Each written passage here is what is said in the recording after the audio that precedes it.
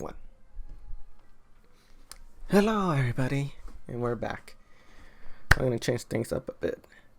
Well, the main thing is I'm going to be talking about something totally different than this. So what I'm going to be talking about is mostly stuff I've been doing and watching. One of the main things is I've been watching is anime. Lots of anime. Since I have a lot of free time right now, I'm going to do that. Well, I have a list right now. I got a bunch of notes of me watching some animes. And I'll let them just talk over. I'm going to be talking over. It doesn't matter. I'm just going to keep talking. I'm going to talk and figure this shit out. One of the main things I've been watching is I've been watching a lot from Crunchyroll. Crunchyroll actually has a good amount of anime if you want to see. But one of the first animes I'm going to be talking about is Roka. Rokka. Rokka. Bird of the Six Flowers. I'm just going to be talking about a few of the episodes because I know I don't want to spoil much. I'll mostly be talking about the first 4 episodes. First episode introduces mostly the characters. You see, there's Natalia, Alden, and they're mostly, the main thing is about 6 heroes getting together in order to fight the demon god, and try to and group up with the other 6 members in order to fight them. Yeah. So what I'm going to be talking about is like the first episode. Mostly, they pretty much have a tournament. At their 10, pretty much just goes and shows up in the middle of the tournament and interferes. Then he meets up. A few years later pass by, and it's the demon god comes in and he becomes one of the heroes. Let me take my time better with this. Let me see. Mostly, it's first they start in there's an annual dance festival. The semifinals fight. Well, I'm just reading from the description right now. The semifinal finalists and the winners are allowed to compete against the pavilion champion. Against Princess Natalia. One of the competitors is the Demon Boy. And that's how they introduce the strongest man in the world. The premise of how the show is going is actually pretty good. Especially right after it goes to the second episode, where him and the princess go up in order to meet up with the other heroes. And that's when they have to meet the first encounter, and they fight the fiends. Well,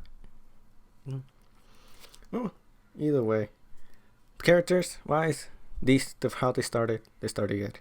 They introduce the character, they show you who he is and how it's going. It could get a little silly, especially how the fights go and what he says.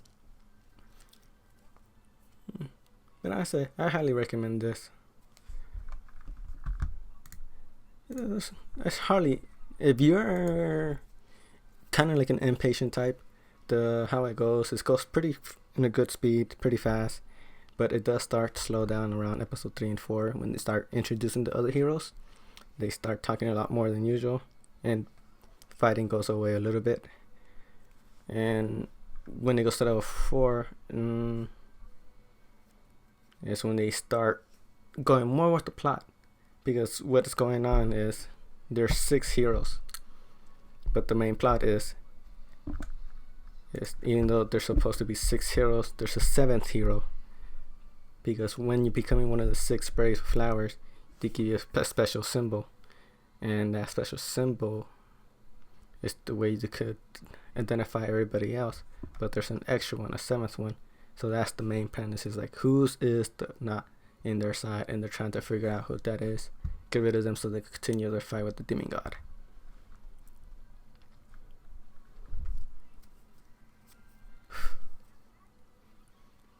That's pretty much a simple way to explain it.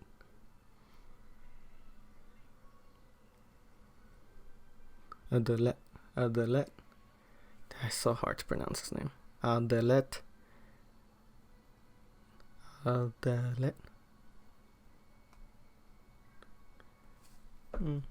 Alright. still trying to figure out how to explain it, so sorry. Yeah, well, that's pretty much a really summary of the first episode. First episode introduced Odette as the strongest man in the world. Second episode is their first journey when they start moving up. Third episode is when they meet another brave. And the fourth episode is when they meet the rest of the braves. There's up to 7 episodes, but I'll mostly talk just the first 4 because I don't want to go too into it. Because it's better to just watch it yourself. It's really great. And also, if you want to watch it in good quality, just go to Crunchyroll. The best place to watch it right now. Certain shows, at least.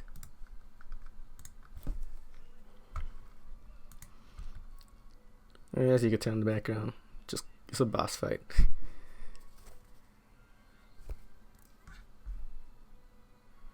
Yes, I'm still gonna be doing this game, but I'll be doing different things all the time.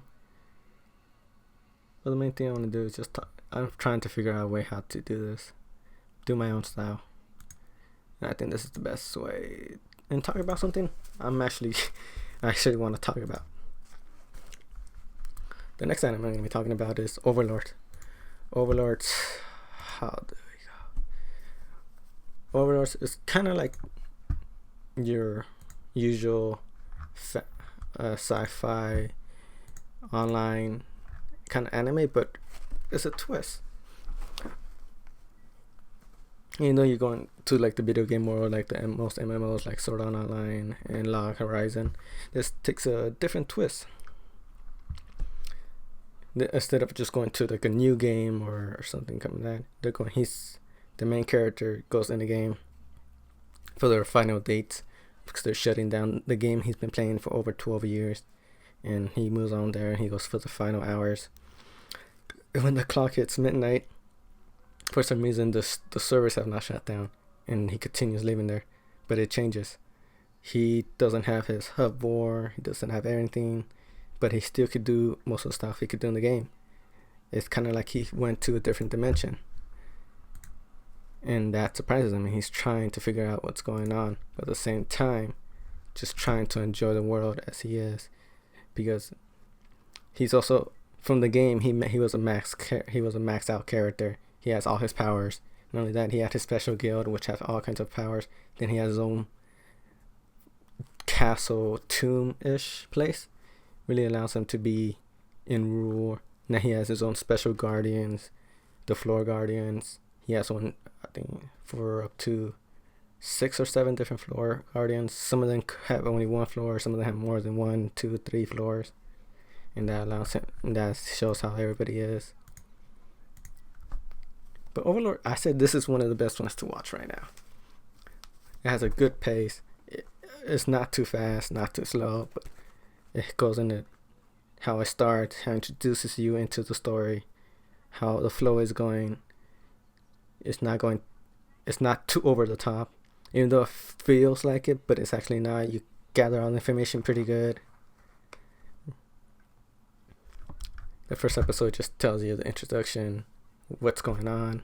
The second floor episode just is his allies, and this is the main thing about this anime, is that he's not stuck in the world with multiple people, as it is so far he's by himself, and the floor guardians that the AI of the video games are.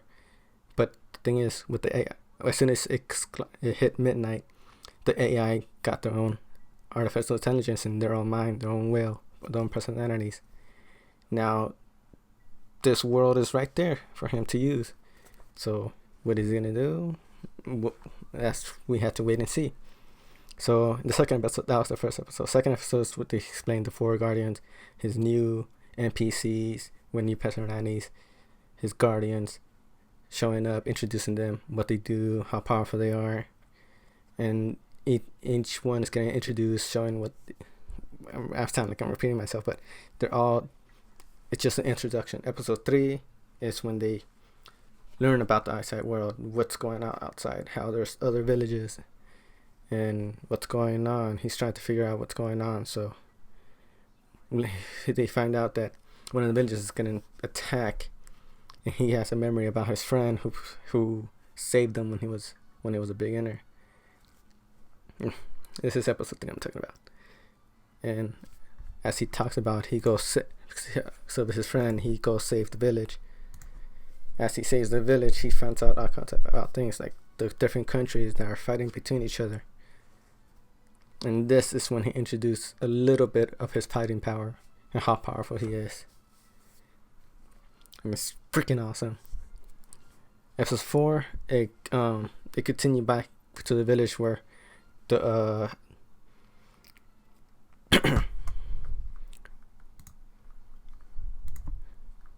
it continued where back in the village where he saved, there's gonna be attack again, but this time they're gonna focus their attack on not him but the people who came after he saved the village. So he's gonna try to do his best. So he's gonna see how everything goes and see, because these guys are after one guy, he's gonna help this guy. But first, how he does it is just see how everything is going. That's the main 4 episodes. It's a good pace. I highly recommend watching this. Episode 5 and 6, it takes you a little bit more different. It's kind of like, it's pretty much you start a new game plus, but without them, like, but relearning everything from the beginning. You have all the stats after you beat the game, but you're in a different world. That's what it's pretty much how you beat a game and you're moving all your stats and characters into another game, and you're trying to learn everything from there. That's pretty much how this show is going from. Hopefully that kind of makes sense. Most RPG people know how that goes. Usually when you New Game Plus, you have all your stats, your weapons, but imagine going a New Game Plus, but a whole entire game is different. You have different people you meet, different battles, a whole new story. And that's how it's going. Oh, the next one. It's gotta be one of my favorites right now. It's without a doubt, it's one of the funniest, cute, adorable animes they have. Himoto Uromaru-cha. Wow. This, oh my god, how do I explain? This thing is a freaking adorable thing. This is also, you can watch in Crunchyroll. It's without doubt one of the best animes that are out right now. It's pure fun, cuteness. Here's the little description they have. Uromaru is a renowned beauty 16-year-old girl in town, living with her older brother, Taihi. Yeah. She acts a perfect sister with a kind heart, intelligence, and popularity. Who everybody, God fucking damn it, who admires everybody. So who would believe how the true Uromaru is at home, sleeping, gaming, watching TV, eating junk food, drinking cola. That's how she does it. That's what almost she does at home, leaving all the housework to her brother. If you're just trying to have a renowned time, just trying to relax, seeing how everything's going, I would highly recommend this anime. It's so different from the other 10 animes. I mean, there's not that much drama. It's just cuteness, comedy, and if you have a sibling, you kind of understand, especially if you're an older brother and you see how Uromaru acts to her brother. You will see, it'll be like deja vu. You're like, that's what I was like watching. I was like, it reminded me of my little brother who always bugging me. But this does it in a cute way. How Uromaru acts at home and compared to her school and her friends. I highly recommend.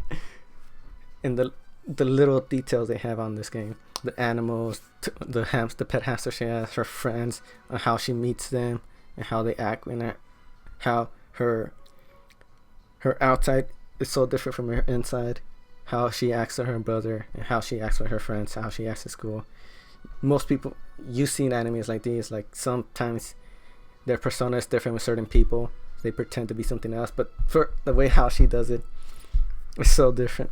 It's so, you either think of her as if you've been to like high school or middle school, and people think you're like quiet time, but you actually in your head you're thinking about something to do at home. This will remind you of that. Especially how once you meet her friends, the comedy just her first Enbana Enbana cha. She her affection to her brother is so cute. And how they do it. Then when you meet her other friend, Kennedy-cha, or how she interacts with Unamaru, and how she interacts. So later on, she finds out about the little Unamaru, but she pretends to be somebody else, because how the show does it is how they introduce Unamaru as the small indoor one, how she has the ability to transform to the little hamster thing she is, and then there's the tall beauty that everybody knows outside in the world, that she could get her way for being how she is. Especially later on, especially if you watch the little things about this game, you notice stuff, the little reference they do about video games. If you in the room of her brother, you see little reference for all the kinds of video games, Street Fighter. You see action figures. You see, it reminds you. It's like deja vu with the stupid things you did as a kid, like eating junk food, staying up at night, and waiting for them to do stuff. This is what this show does. It's like you can't help it. It's just I know there'll be some people who won't like the style, because how she acts, you could be spoiled and just going her way, and she wants it like that. I kind of felt like that when I first read the manga, but after watching the anime just really changed my whole view of it, and how the pacing is going good, how she acts as a character, and how so many different personas she has. She has her home persona as the little hamster girl that eats chips and drinks cola. Her school persona, where actually when she's all popular and smart and athletic and able to do anything. Then there's her arcade kind of style. She goes to the game center, starts playing video games, and starts beating all the records, and starts doing fighting tournament, kind of like Street Fighter. Then there's the way she hangs out with her friends, and there's her her style, the way it's just a really comfortable show to watch, and I highly recommend it. Then let me see right now where the video's at. So I see, we still have a couple, actually not a couple, we still have like a way to go, 10 minutes. I'll probably put some pictures about what I'm talking about right now to make it a little bit less confusing. See, I talked about, give me a sec please, I'm gonna be unprofessional right now.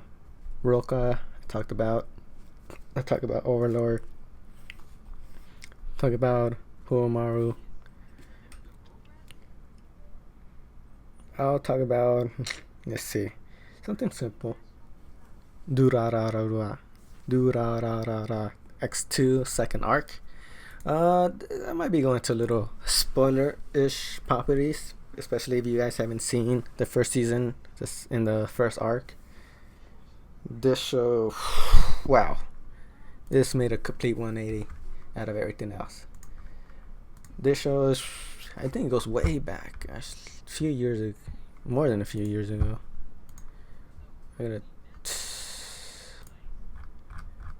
Can't remember when the show first came out. 2010. There we go. Wow. So yeah, 5 years ago the show came out. Yeah. That's the first season. So you see things in a really different kind of view. There's just not one main. There is a main character, but there's more than one. You see different points of view. You see different parts of the city where they are. In Iabuki, no. Yes. Ikuburu. And you see the different parts of the city, and you see how people see it. How Mikoto, the main character, the young man in high school, he just moved out of his town to live in the city, and you see his point of view, you see his friend's point of view who brought him in, then you see his classmates, then you see other people who interact with him and see their point of view of the show. The first season is a really high comment, eye opener, but then you see season 2, which changes everything upside down.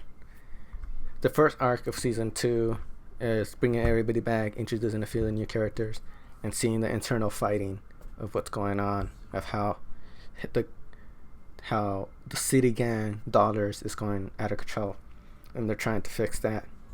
Then the second arc continue the continue of Dollars going out of control and making multiple enemies and allies, and how they're trying to reform everything, reform the whole gang into something that is not. Let me see.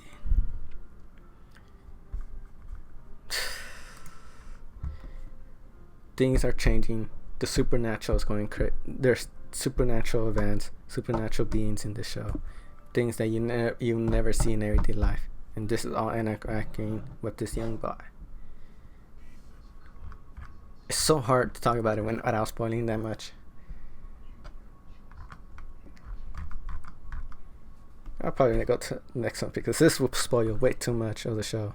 It's really a tough one to talk about. Oh, the next one. The next one is great. Oh my god. You can watch Ruka, Uramaru, Dodora on Crunchyroll. Overlord, you can watch it in Hulu Plus, and you can watch it on Funimation. You can stream it there. I'm streaming it from Funimation. It's a great thing to watch. The next thing I'm going to talk about, probably, I said it's there's a lot of good animes this season, I gotta say. You think they're not good, but once you watch them, they're good. The main one I'm going to be talking about is Gate.